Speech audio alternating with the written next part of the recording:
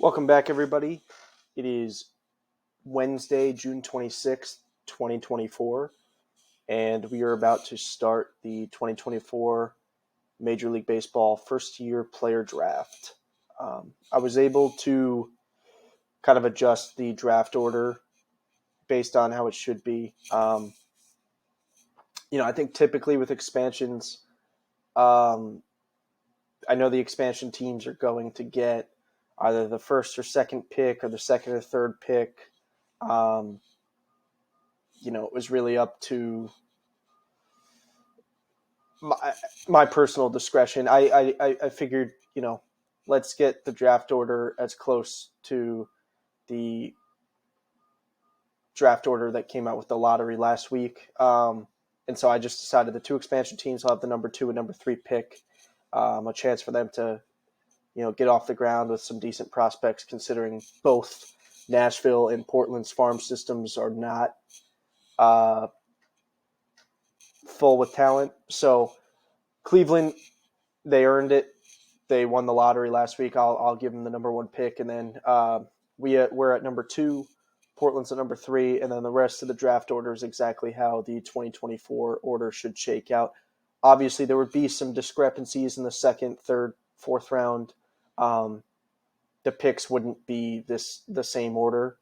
However, for the purposes of the process of trying to get every pick the way it should be, the first round is the way it should be. The rest of the draft likely is not, but it's close enough. And once you get past the first round of Major League Baseball draft, you tend to see the probability that guys make the majors drop pretty precipitously.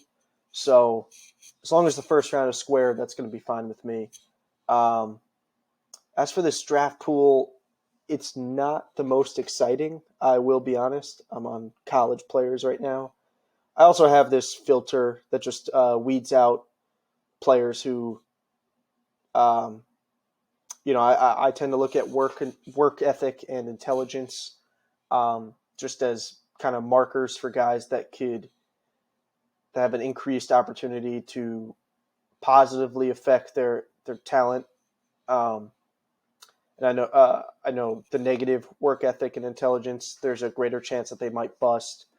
It's very slight. I'm not, these aren't like steadfast rules or anything, but I prefer guys who don't have this low work ethic or low intelligence. And if they're both, they'd have to really do something special talent-wise. And they'd probably have to be,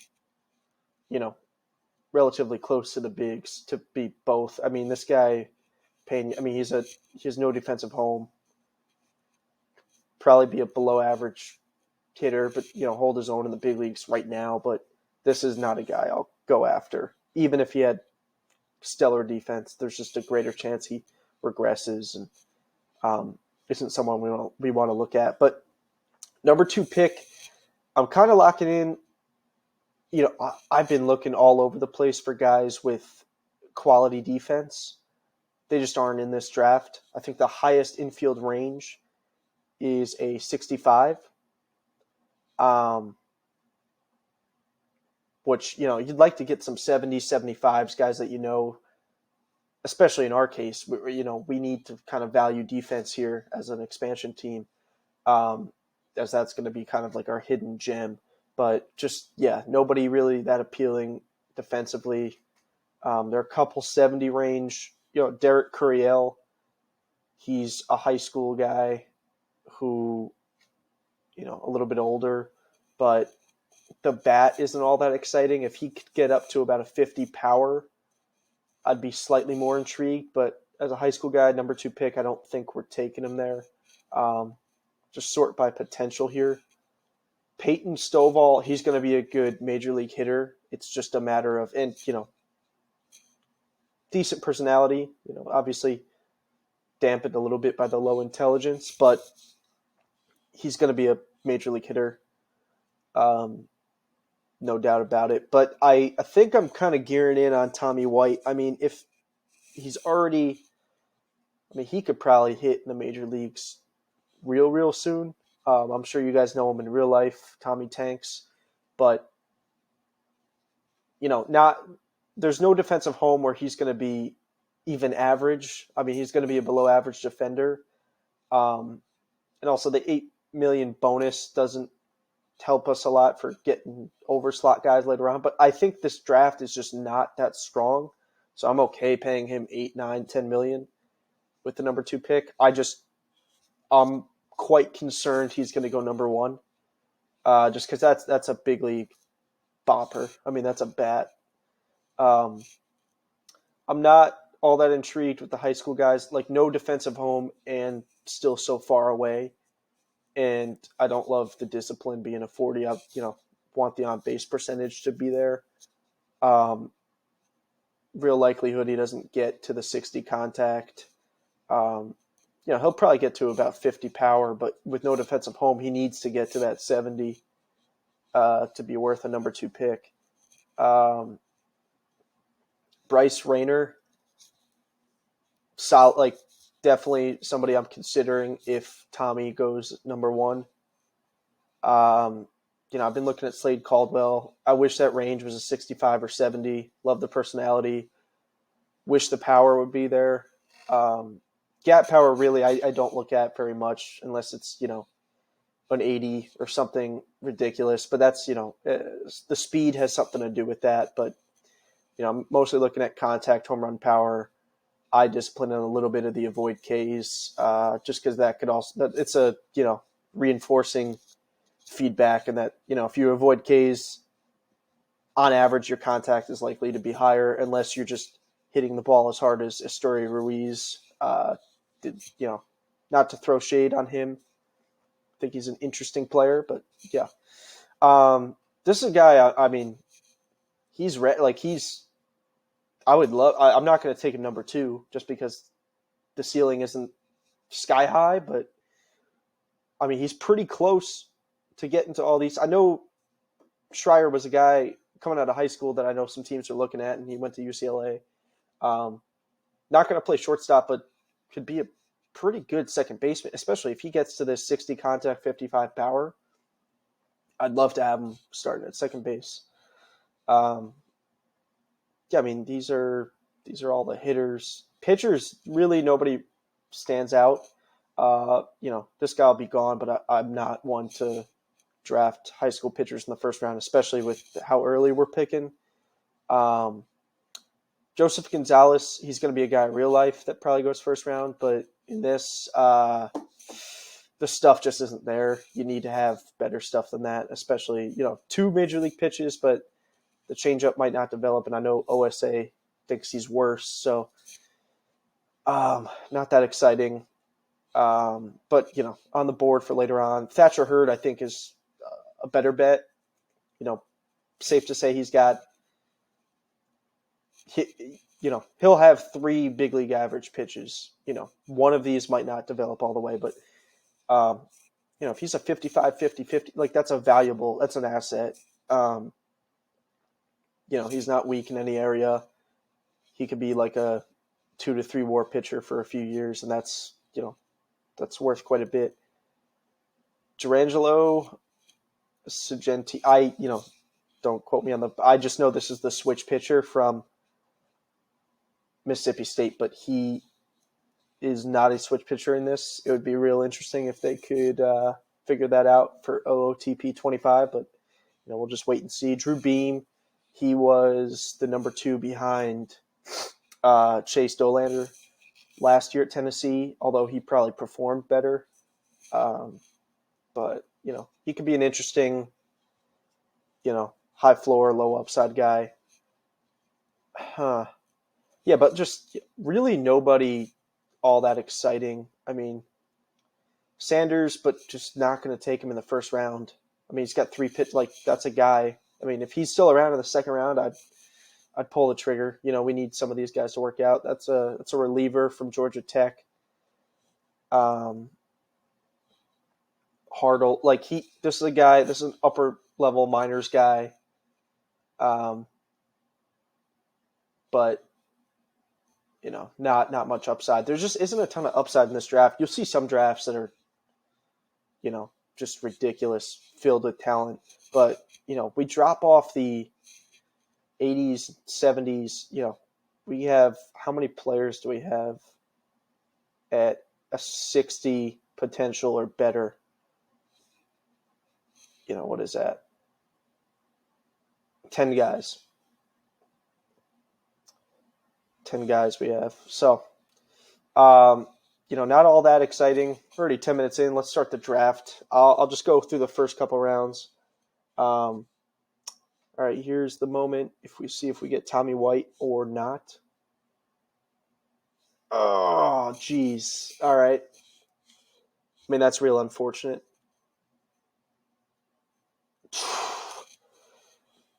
All right. We're going to have to take someone we don't necessarily want to. I mean, Cleveland just got a bat. Damn. All right. I am not tremendously. We're not taking. Who would our scout take? I'm not taking him. I understand we'll save money, but this isn't the draft to save money. We need talent. Probably Bryce. I mean, what a shame. I mean, this is a big league hitter, but I'm not just the power. The power. If the power was at a 60 or above, I'd take Stovall out of Arkansas, but not in love with it. Griffin, but good personality, but I don't know.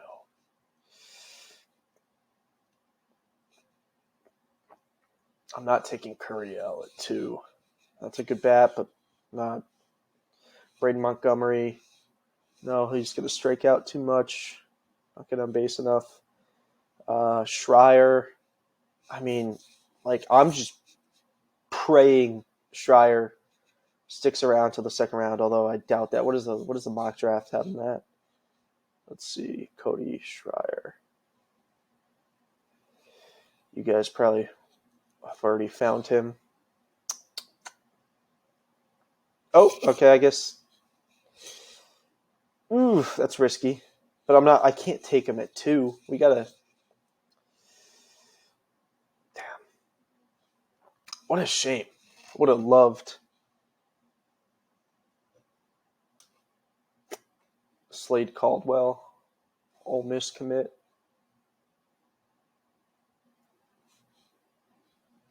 Pano. No.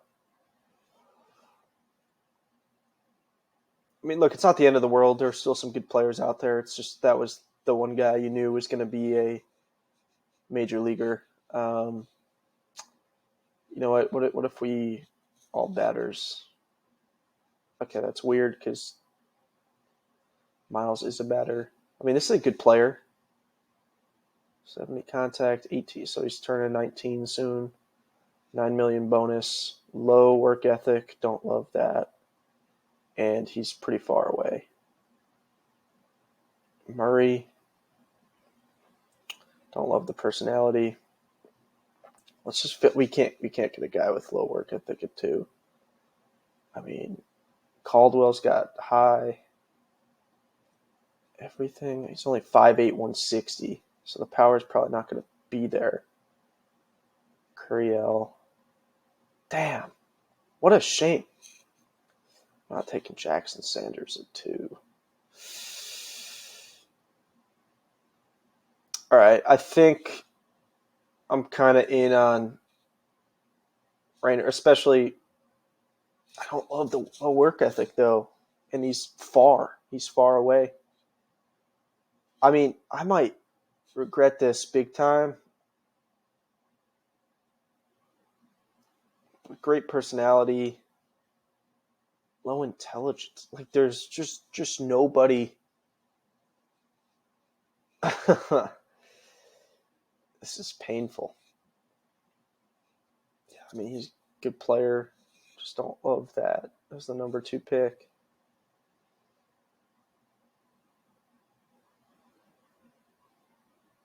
I think we.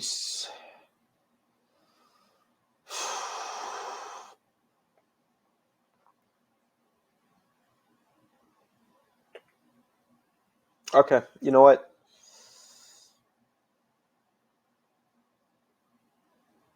say we get Rayner in the system.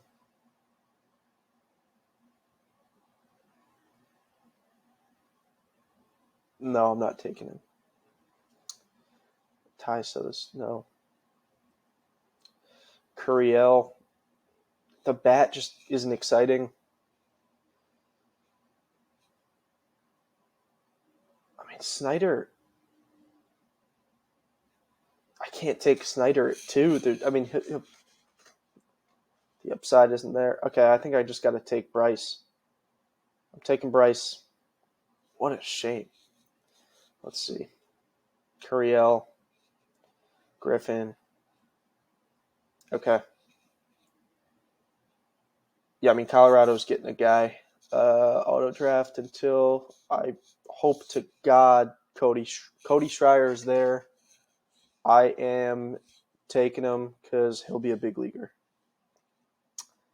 Don't care.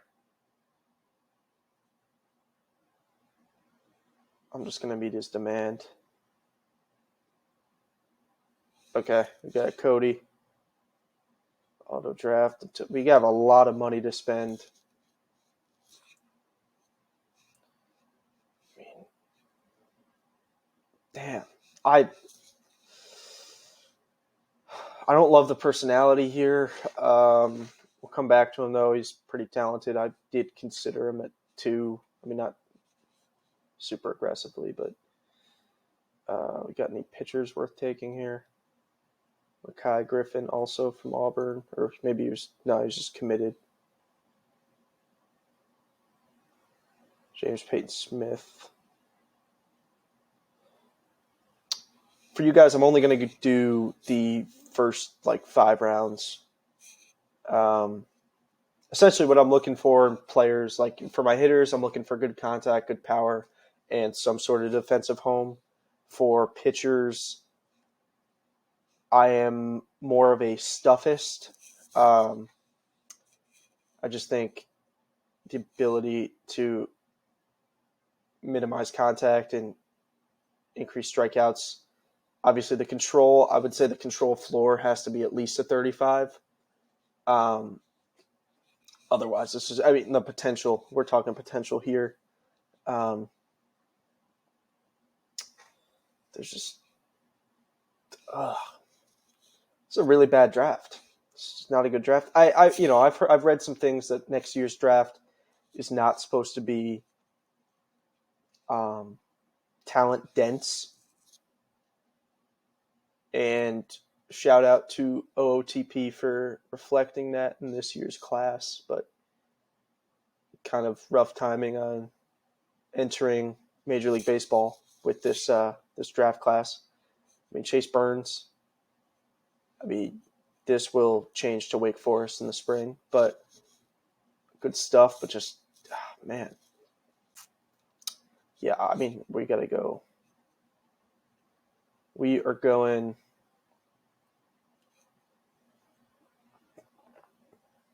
Good player. Can he play the outfield? No, he cannot.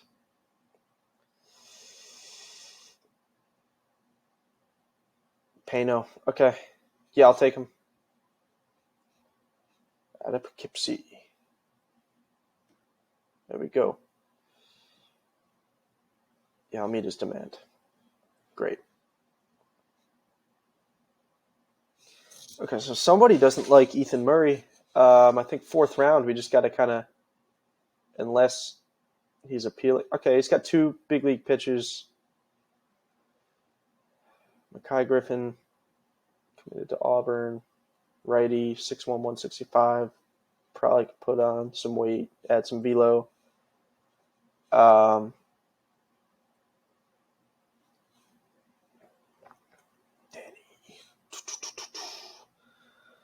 Let's see. Cheap draft studs. I mean, this is I think we just take Murray here and just deal with the consequences. All right, yeah, let's draft him, and I'm going to do one more pick.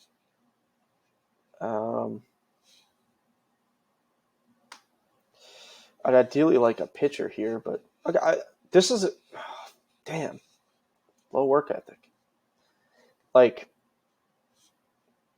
What a shame. 21. Dewey. No.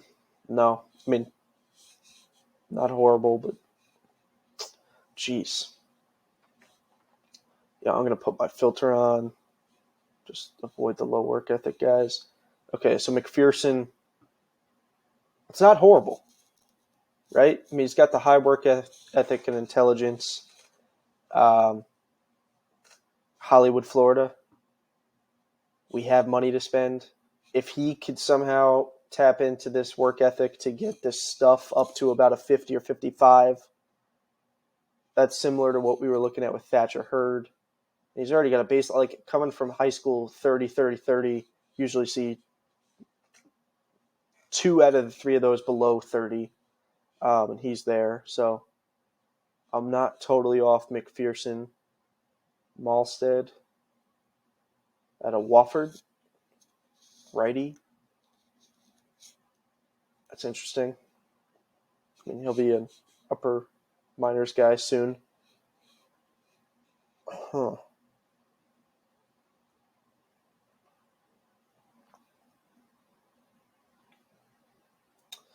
Griffin or, we'll go McPherson. Meet his demand. Alrighty, I'm going to stop the draft right there. At least I'll finish this off camera. We'll go to, real quick before the end of the video, I just want to show you somehow, look, this is not sustainable at all. We're 7-1 in extra inning games, but kind of a magical year for the Nashville Stars. We're 47-32. We're 3 games up on perennial superstars, Houston Astros. Tampa's having a horrible year. Like I said earlier, don't really know what's going on with them. We have no business being at the top of the league. We are the second best team in the American League. Trust me, I'm telling you all this ahead of time. We are not going to keep up this pace. Yastrzemski will come back to earth. I mean, in fact, he already has come back to earth a little bit. I mean, he got hurt, and he's been kind of out. But just looking at, we're 9th in WAR in the American League out of the 16, so just below average. We're 3rd in pitching WAR, however, we're 10th in runs allowed, and we're the worst starting rotation in the American League. Luckily, aided by great defense. Shout out Harrison Bader and Yastrzemski. Yastrzemski is just doing everything. So, like I said, we're not going to keep this up. Frankie Montes doing his thing. A couple guys went on the IL, but really good month of June, 16-7. A lot of 1-run victories, a lot of close victories and blowout losses. Not the makings of a great team, but nobody expected us to be here.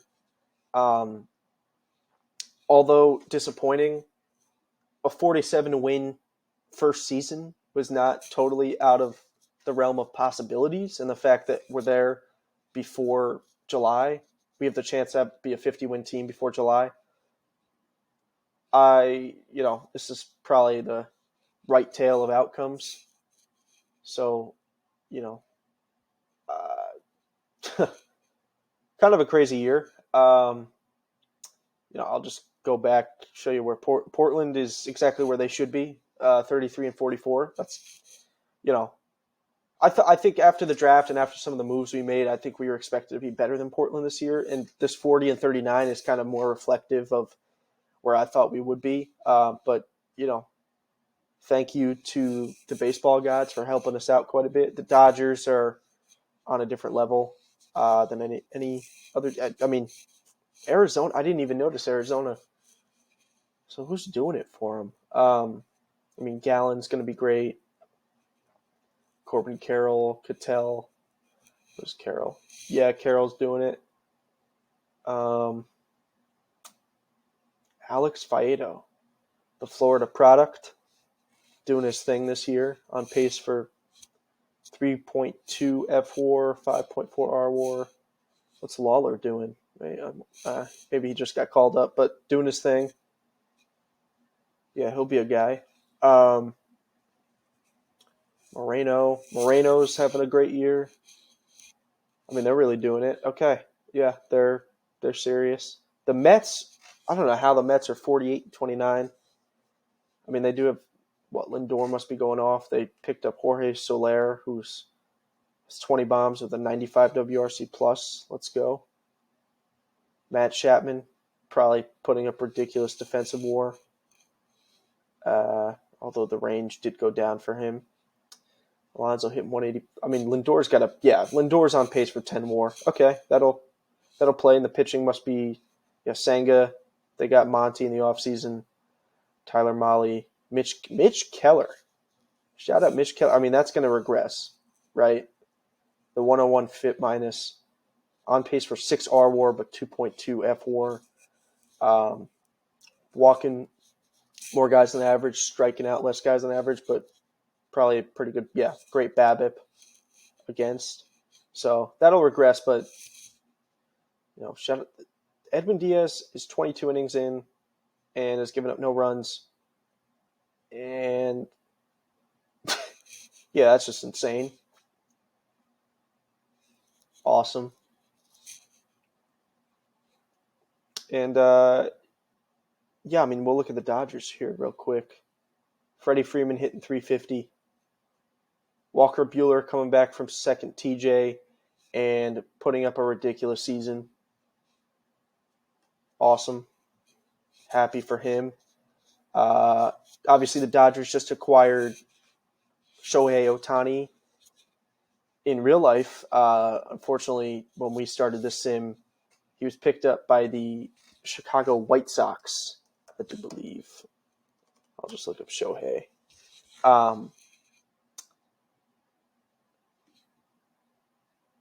131 WRC plus. The contract really wasn't great. Although, OOTP doesn't think he's as quality a pitcher. Although he is pitching this year, I guess the injury wasn't taken into account yet, despite the live start. But not a great, not the 10 years, 700 million. Even if it's 46 million present value. So hey, Ohtani's going to put up, what if we assume a win or two on the mound, probably 3 wins. I mean, he's still a 5-win player. This is still a steal. Obviously, we don't have the sponsorship money in OOTP, so we just got to go off his actual player value. But I mean, that's 26 million a year. You're gonna get value from that. Other than that, yeah, no. I mean, I wasn't excited about this draft. Wish we had gotten Tommy White. Thatcher Hurd, I was looking at him. So he went back into the first round. And Sanders could have taken him, but I'm happy with Schreier. I think he's a big league bat. Hopefully the K's develop. He's a good personality. He'll play a good second base.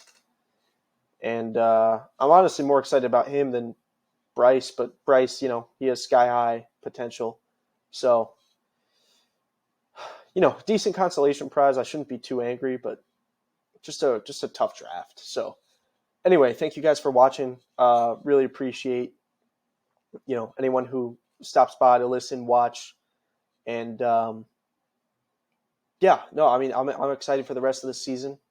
We'll probably make a pit stop at the trade deadline next week and see if we're in a position to bolster. If we have a dreadful July, who knows, we could be sellers. And, we do need to stock up our farm system clearly, as we were not able to make the kind of changes I would have liked in the draft. So, but if we keep, outperforming our Pythagorean, we will need to shake things up a little bit if we do want to make the playoffs.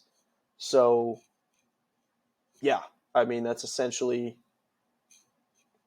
65 range. All right. I mean, just looking for the rest of the draft. So yeah, next week we'll dive into the trade deadline, see if we're buyers or sellers.